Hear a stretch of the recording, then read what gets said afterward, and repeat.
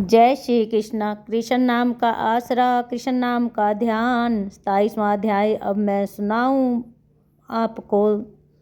मन में निश्चय धार। पार्षदों ने कहा, एक दिन की बात है, विष्णुदास ने नित्य कर्म करने के पश्चात भोजन तैयार किया, किंतु कोई छिप कर उसे चुरा ले गया।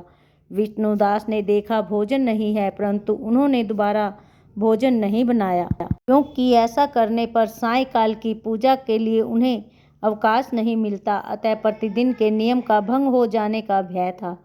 दूसरे दिन पुनः उसी समय पर भोजन बनाकर वे ज्यों ही भगवान विष्णु को भोग अर्पण करने के लिए गए, त्यों ही किसी ने आकर फिर सारा भोजन हड़प लिया। इस प्रकार 7 दिनों तक लगातार कोई उनका भोजन चुरा कर ले जाता रहा। इससे विष्णुदास को बड़ा विस्मय हुआ। वे मन ही मन इस प्रकार विचार करने लगे, अहो, कौन प्रतिदिन आकर मेरी रसोई चुरा ले जाता है। यदि दोबारा रसोई बनाकर भोजन करता हूँ तो सायंकाल की पूजा छूट जाती है। यदि रसोई बनाकर तुरंत ही भोजन कर लेना उचित हो तो मुझसे यह न होगा, क्योंकि भगवान विष्णु को सब कुछ अर्पण किए बिना कोई भी वैष्णव भोजन नहीं करता। आज उपवास करते हुए मुझे 7 दिन हो गए। इस प्रकार मैं व्रत में कब तक स्थिर रह सकता हूँ। अच्छा, आज मैं रसोई की भली भांति रक्षा करूँगा। ऐसा निश्चय करके भोजन बनाने के पश्चात वे वहीं छिपकर खड़े हो गए। इतने में ही उन्हें एक चंडाल दिखाई दिया, जो रसोई का अन्न हर कर ले जाने के लिए तैयार खड़ा था। भूख के मारे उसका सारा शरीर दुर्लभ हो गया था। मुख पर दीनता छा रही थी। शरीर में हाड़ और मांस के सिवा कुछ शेष नहीं बचा था।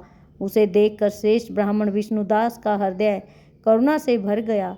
उन्होंने भोजन चुराने वाले चंडाल की ओर देखकर कहा, भैया जरा ठहरो, क्यों रूखा सूखा खाते हो, यह घी भी लेते जाओ।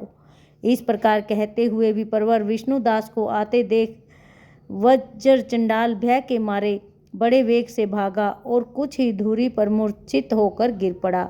चंडाल को भयभीत और मूर्छित देखकर द्विजश्रेष्ठ विष्णुदास बड़े वेग से उनके समीप आए और दयावश उनके अपने वस्त्र के छोर से हवा करने लगे। तदंतर जब वह उठकर खड़ा हुआ तब विष्णुदास ने देखा वहाँ चंडाल नहीं है, बल्कि साक्षात नारायण ही शंख चक्र गदा और पद्म हाथ में लिए उपस्थित हैं। अपने प्रभु को प्रत्यक्ष देखकर विष्णुदास सात्विक भावों से वशीभूत हो गए। वे स्तुति और नमस्कार करने में भी समर्थ न हो सके। तब भगवान ने सात्विक व्रत का पालन करने वाले अपने भक्त विष्णुदास को छाती से लगा लिया और उन्हें अपने जैसा रूप देकर बैकुंठ धाम को ले चले। उस समय यज्ञ में दीक्षित हुए राजा चोल ने देखा विष्णुदास एक श्रेष्ठ विमान पर बैठकर भगवान विष्णु के समीप जा रहे हैं। विष्णुदास को बैकुंठ धाम में जाते देख राजा ने शीघ्र ही अपने गुरु महर्षि मृदुगल को बुलाया और इस प्रकार कहना आरंभ किया, जिसके साथ स्पर्धा करके मैंने इस यज्ञ दान आदि का कर्म अनुष्ठान किया है, वह ब्राह्मण आज भगवान विष्णु का रूप धारण करके मुझसे पहले ही बैकुंठ धाम को जा रहा है।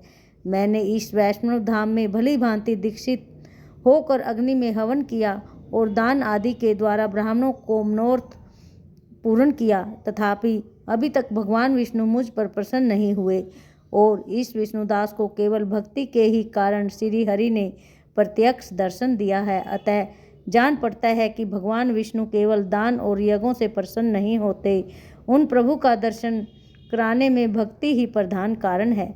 दोनों पार्षदों ने कहा। इस प्रकार कहकर राजा ने अपने भांजे को राज सिंहासन पर अभिषेकित कर दिया। वे बचपन से ही यज्ञ की दीक्षा लेकर उसी में संलग्न रहते थे, इसलिए उन्हें कोई पुत्र नहीं हुआ था। यही कारण है कि उस देश में अब तक भांजे ही राजा के उत्तराधिकारी होते हैं। भांजे को राजा देखकर राजा यज्ञशाला में गए और यज्ञ कुंड के सामने खड़े होकर भगवान विष्णु को संबोधित करते हुए 3 बार उच्च स्वर से निम्नांकित वचन बोले, भगवान विष्णु, आप मुझे मन, वाणी, शरीर और क्रिया द्वारा होने वाली अविचल भक्ति प्रदान कीजिए। इस प्रकार कहकर वे सब के देखते देखते अग्निकुंड में कूद पड़े। बस उसी क्षण भक्त वत्सल भगवान विष्णु अग्निकुंड में प्रकट हो गए। उन्होंने राजा को छाती से लगाकर एक श्रेष्ठ विमान में बिठाया और उन्हें अपने साथ लेकर बैकुंठ धाम को प्रस्थान किया। नारद जी बोले, हे राजन, जो विष्णुदास थे वे तो पुण्यशील नाम से प्रसिद्ध भगवान के पार्षद हुए और राजा चोल थे, उनका नाम सुशील था। इन दोनों ने अपने ही समान रूप देकर भगवान लक्ष्मीपति ने अपना द्वारपाल उन्हें बना लिया। हरि ओम। शेष आगे। जय श्री कृष्णा।